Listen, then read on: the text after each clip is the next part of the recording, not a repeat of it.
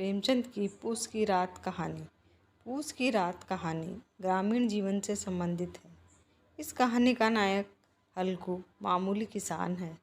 उसके पास थोड़ी सी ज़मीन है जिस पर खेती करके वह गुजारा करता है, लेकिन खेती से जो भी आय होती है वह ऋण चुकाने में निकल जाती है।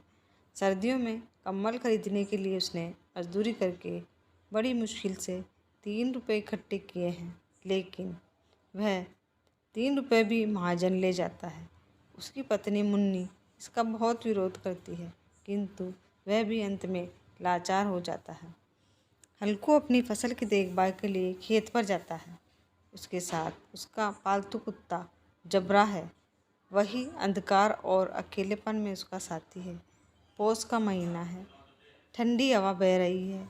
हल्कू के पास चादर के अलावा ओढ़ने को कुछ नहीं है। वह कुत्ते के साथ मन बहलाने की कोशिश करता है, किंतु ठंड से मुक्ति नहीं मिलती। तब वह पास के आम के बगीचे से पत्तियाँ इकट्ठी कर अलाव जलाता है। अलाव की आग से उसका शरीर गर्मा जाता है और उसे राहत मिलती है। आग बुझ जाने पर भी शरीर की गर्माहट से वह चादर ओढ़े बैठा रहता है।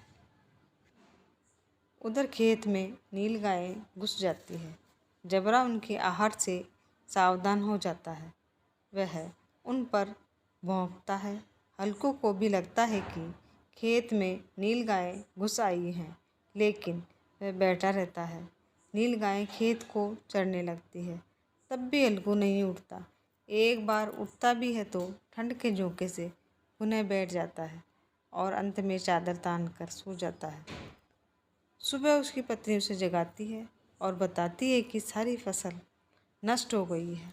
वह चिंतित होकर यह भी कहती है कि अब मजदूरी करके ही माल गुजारी करनी पड़ेगी। इस पर हल्कू प्रसन्न होकर कहता है कि रात को ठंड में यहाँ सोना तो न पड़ेगा।